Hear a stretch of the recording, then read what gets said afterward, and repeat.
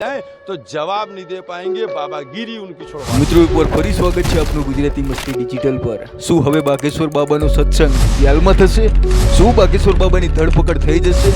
જી હા મિત્રો, છેલ્લા ઘણા સમયથી ચર્ચાઓમાં રહેનાર ધીરેન્દ્ર શાસ્ત્રી, જેમને આપણે બાગેશ્વર ધામ સરકારના નામે પણ ઓળખીએ છીએ, તેઓ હવે વિવાદોના પન્ના પર મોટું નામ બનતા જાય છે।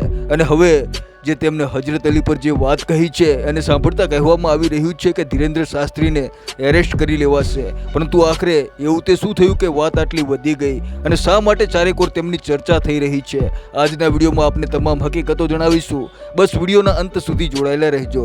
પરંતુ હા, વિડીયો શરૂ કરતા પહેલા એક નાનકડી વિનંતી છે। જો આપ ચેનલ પર નવા છો તો વિડીયોની નીચે દેખાતું લાલ રંગનું સબસ્ક્રાઇબ બટન દબાવી અને બેલ આઇકોન પ્રેસ કરવાનું ના ભૂલતા, જેનાથી આવનારા વિડીયો મળે આપને સૌથી પહેલા। મિત્રો, આમ તો અવારનવાર ચર્ચાઓમાં રહેતા ધીરેન્દ્ર શાસ્ત્રી લોકોની ભીડથી ઘેરાયેલા રહે છે।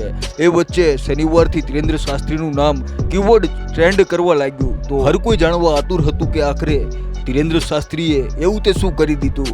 અને જેમ જેમ ધીમે ધીમે વાત આગળ વધવા લાગી તો જાણવા મળ્યું કે ધીરેન્દ્ર શાસ્ત્રી હજરત અલી પર ટિપ્પણી કરી ખૂબ મોટા વિવાદમાં ફસાઈ ચૂક્યા છે। એટલે સુધી કે હજરત અલીને માનનાર લોકો ધીરેન્દ્ર શાસ્ત્રીની ધરપકડની માંગ કરી રહ્યા છે। ધીરેન્દ્ર શાસ્ત્રીનું હેશટેગ એરેસ્ટ બાબા બાગેશ્વરમાં બદલાઈ ગયું અને હર કોઈ એ વિચારી રહ્યું છે કે શું હકીકતમાં બાગેશ્વર બાબા ગ્રેપ્તાર થઈ જશે? હકીકતમાં મિત્રો થયું એમ કે હંમેશાની જેમ ધીરેન્દ્ર શાસ્ત્રી પોતાની કથા સંભળાવી રહ્યા હતા ત્યારે અચાનક ધીરેન્દ્ર શાસ્ત્રીએ હિન્દુઓ પર આક્રોશ વ્યક્ત કરી અને જણાવ્યું કે જે દરગાહ પર જઈને ચાદર ચડાવે છે અને મંદિરમાં જઈને ભગવાન પર ફૂલ ચડાવે છે, આ દરમિયાન ધીરેન્દ્ર શાસ્ત્રીએ હજરત અલીને લઈને કંઈક એવી વાતો કરી જે વિવાદનો મુદ્દો બની ગયો। હવે આવું તેમણે શા માટે કહ્યું એ આપણે વિડીયોમાં નથી કહેતા, પરંતુ કથા દરમિયાન ધીરેન્દ્ર શાસ્ત્રીએ એ જરૂર કહ્યું જે હિન્દુ ચાદર ચડાવવાના ચક્કરમાં પડે છે તેમને હું જણાવું છું કે હું કોઈના અપમાનમાં નથી કહેતો, પરંતુ હનુમાનજીના ચરણોના સ્વાભિમાનમાં કોઈ પણ ધર્મનો ગુરુ આપણો સામનો નથી કરી શકતો। ધીરેન્દ્ર શાસ્ત્રીનો આ વિડીયો સોશિયલ મીડિયા પર આવ્યો અને જ્યાં તેમણે આ પ્રકારની વાત કરી તો વિડીયો આગની જેમ વાયરલ થવા લાગ્યો અને લોકો તેમની ધરપકડની માંગ કરવા લાગ્યા। એટલે સુધી કે મુસ્લિમ ધર્મગુરુ મૌલાના અબ્બાસે લખનઉ ચોક કોતવાલી પોલીસ સ્ટેશનમાં ફરિયાદ નોંધાવવા માટે અપીલ કરતા કહ્યું કે ધીરેન્દ્ર શાસ્ત્રી વિરુદ્ધ દરેક પોલીસ સ્ટેશનમાં ફરિયાદ નોંધવામાં આવે, જેનાથી આગળ કોઈ હજરત અલી વિશે કાંઈ ના બોલી શકે।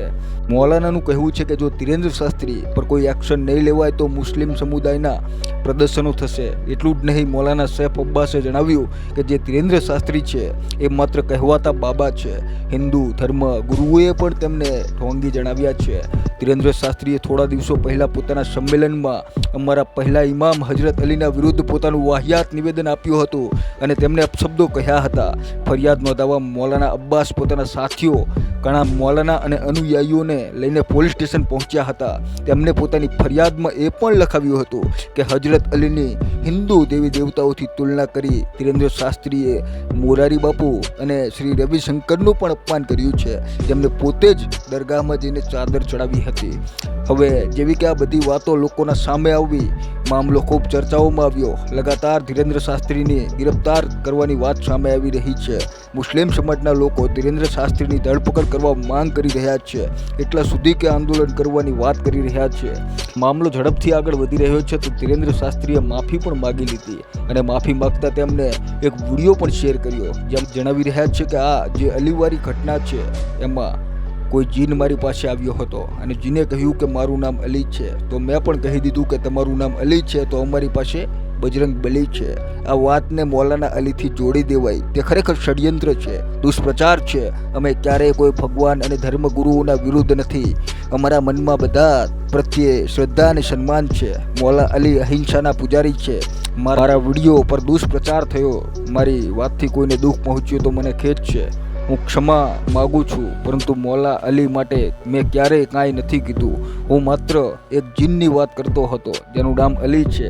तो ये जो मौला अली वाली चर्चा है, ये दरबार में कोई जिन्न आया था, उसने उस जिन्न ने कहा कि मेरा नाम अली है, तो हमने कह दिया कि अगर तुम्हारा नाम अली है तो हमारे पास बजरंग बली है। इस बात को मौला अली से जोड़ दिया जो सरासर षड्यंत्र है। એટલે કે મિત્રો માફી માંગતા ધીરેન્દ્ર શાસ્ત્રી ઉર્ફ બાગેશ્વર ધામ સરકારે વાત સાફ કરી દીધી કે તેમને હજરત અલી વિશે નહીં પરંતુ જીન વિશે આવી વાત કરી હતી, જેને પોતે પોતાના દરબારમાં બજરંગ બલીની તાકાતથી ભગાડવા માંગતા હતા. હવે ધીરેન્દ્ર શાસ્ત્રીના માફી માંગવા બાદ ઘણા લોકો શાંત થઈ ગયા, પરંતુ ઘણા લોકો હજુ પણ કહી રહ્યા છે કે તેમને જે કંઈ પણ કર્યું તે ખૂબ ખોટું છે. આ પ્રમાણે નિવેદન ના આપવા જોઈએ. આવનારા સમયમાં ધીરેન્દ્ર શાસ્ત્રી આવી ભૂલ ના કરે એટલે તેમને સજા મળવી જોઈએ અને તેમનાથી લખાણ પણ લેવું જોઈએ. ક્યારેય આ પ્રકારની કોઈ ટિપ્પણી ના કરે કે બીજા ધર્મ અને બીજા કોઈ ધર્મગુરુઓના વિશે તેઓ કાંઈ ના બોલે. હવે શું આગળ થાય છે એ તો સમય જ જણાવશે, કારણ કે હજુ મામલો શાંત નથી થયો. ઘણા લોકો હજુ પણ લગાતાર ધીરેન્દ્ર શાસ્ત્રીની ધરપકડની માંગ કરી રહ્યા છે. મિત્રો આપણે જણાવીએ કે જે ધીરેન્દ્ર શાસ્ત્રી છે, જેમને બુલડોઝર ચલાવવાની વાત કહીને મોટો વિવાદ ઊભો કર્યો હતો અને ખૂબ વિવાદોમાં રહ્યા હતા.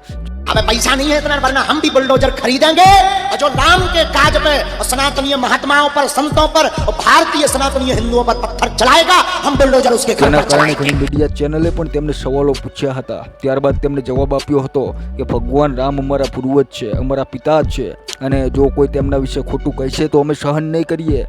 તો હવે આ વાતોને લઈને મુસ્લિમ સમાજના લોકો પણ કહી રહ્યા છે કે હજરત અલી અમારા પૂર્વજ છે, જો તેમને કોઈ કાંઈ કહેશે તો અમે પણ સહન નહીં કરીએ. બસ આ જ કારણે તેમનો મામલો વધુ વકરી રહ્યો છે. જો કે ધીરેન્દ્ર શાસ્ત્રીએ પોતાના તરફથી માફી માગી લીધી છે, પરંતુ હવે એ જોઈએ કે તેમની માફીથી કામ ચાલે છે કે આ વિવાદ જેલના સળિયા પાછળ તેમને ધકેલે છે.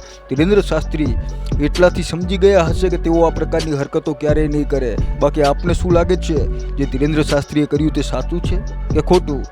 એ કોમેન્ટમાં મિત્રો જરૂર જણાવજો. સાથે વિડીયોને લાઈક કરવાનું ના ભૂલતા.